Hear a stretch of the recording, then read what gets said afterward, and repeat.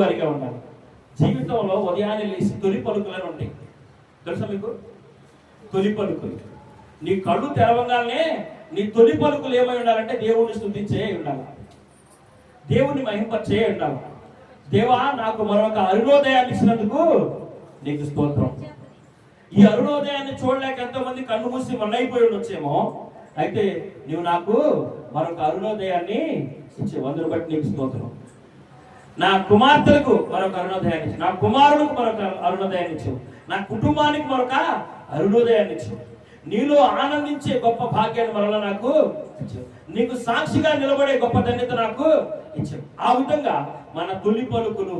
అందుకని దావీదు ఏమంటాడు, ఇంకా నువ్వు చీకటిగా ఉండగా, నేను మంచం మీద ఉండగానే రాత్రి శాములు అందే నేను ఆయన దగ్గర ఏం చెప్తానంట, ఆయన్ని ధ్యానిస్తున్నాడు అన్నాడు.